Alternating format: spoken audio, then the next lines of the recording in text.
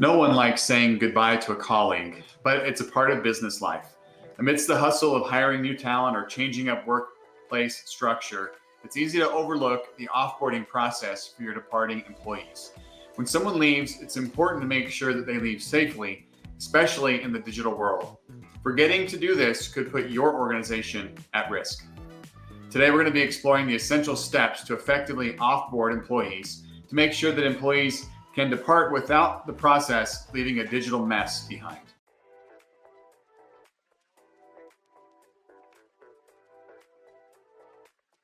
Hello, everybody, and happy Friday. I'm Michael Kinnett, CEO and founder of Eternal Networks.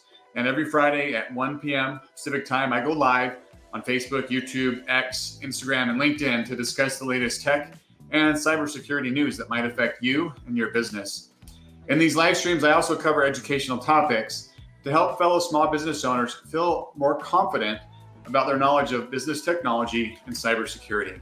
At Eternal Networks, our goal is to help people stop worrying about their IT and cybersecurity so that they can do what they love. At the end of our live stream, I'll also be answering questions from the audience. So if you have any questions, whether they're IT, cybersecurity, or just regular business questions, whatever, get them ready. I will make sure to have time to answer those at the end. Before I get into our educational topic, there are a few things from the news I want to talk about. The U.S. State Department is investigating some alleged theft of government data. So this is kind of big news. The Department of State is investigating a cyber incident involving leaked documents that are allegedly stolen from a government contractor named Acuity. They're a technology consulting firm serving federal, civilian, national security customers. The leaked data purportedly contains classified information from the Five Eyes Intelligence Alliance, including personal details of government, military, and Pentagon employees. So some critical information there. The threat actor behind the leak, known as Intel Broker, has a history of breaching organizations like DC HealthLink, resulting in congressional hearings, as well as other cybersecurity incidents involving Hewlett-Packard Enterprise and We Grocery Service. While the State Department confirms the investigation is ongoing, details remain undisclosed for obvious security reasons. There is an overlap between this incident, though, and some of the previous leaks, indicating some potential connections, though the exact method of obtaining the data still remains undisclosed. I would imagine over time we'll get more information on that. Here's another one from the news. If you've been traveling recently, over the past week or so, and staying at an Omni hotel, you may have noticed some outages. Omni Hotel confirms that there was a cyber attack behind their ongoing IT outage this past week nationwide that prompted the shutdown of affected systems and ongoing restoration efforts. While the nature of the attack remains undisclosed currently, sources suggest that it was a ransomware incident, with the hotel chain manually restoring encrypted servers from backups. No ransomware gang has claimed responsibility yet, but there's always a threat of additional data leakage if ransom demand is not met. The outage impacting reservations, room locks, and point-of-sale systems has caused issues with credit card payments and reservations. Despite the disruption, all Omni locations remain open, with restoration efforts underway and expected to be completed by yesterday. I haven't heard if that was completed or not, but we'll see. This incident, interestingly enough, follows another cybersecurity breach with Omni Hotels in 2016 that affected 49 of their 60 hotels nationwide. So they've had some previous security challenges in the past as well.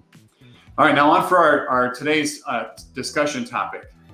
Have you ever considered the intricate process of offboarding your employees? And it's a lot more than just making sure that they're not on your payroll anymore.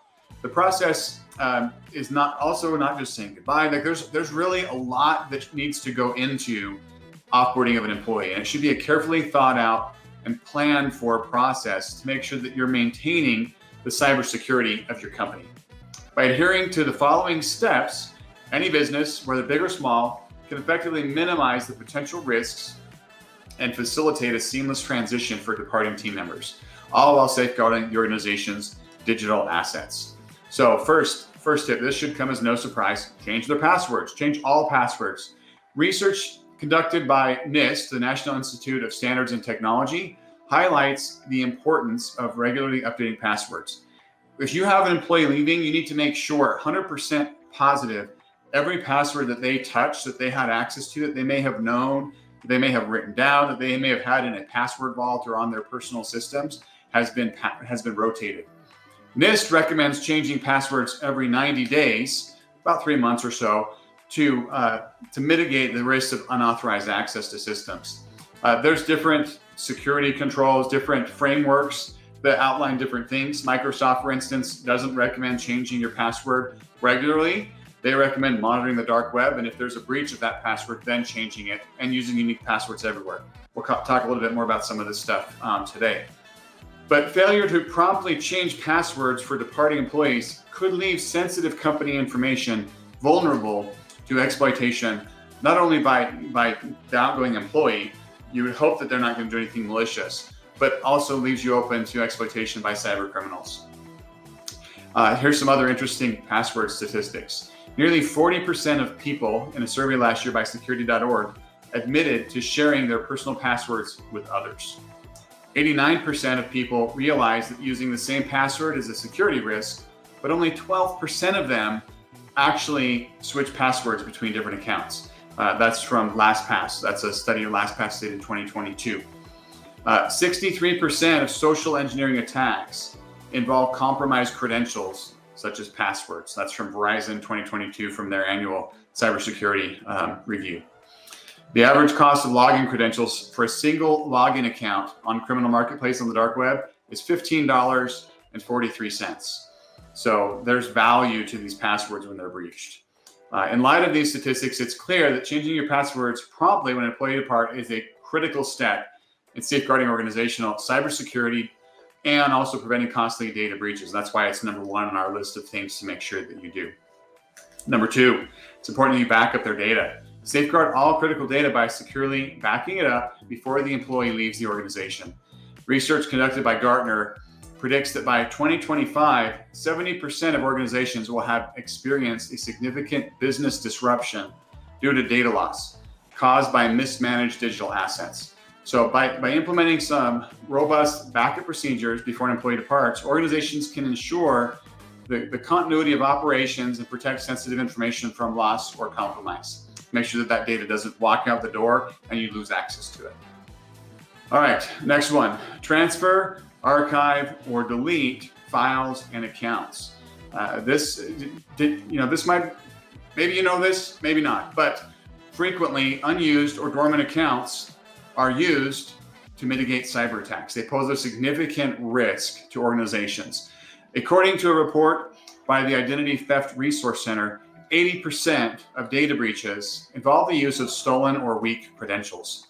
Disabling unnecessary accounts and managing access to essential files are critical steps in reducing the risks of data breaches and minimizing the impact of security incidents.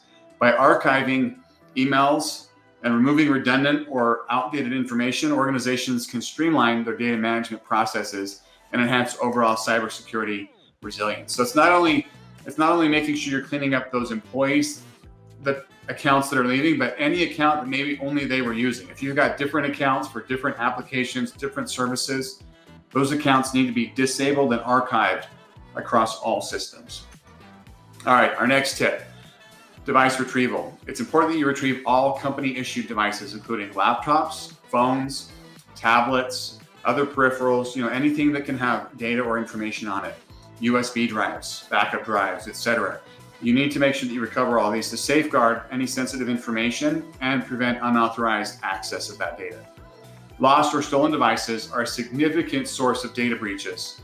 According to a study by McAfee, the average cost of a lost or stolen device is approximately $49,000. That's due to the device, the data on the device, and the risks associated with it. That's what all adds up to that $49,000.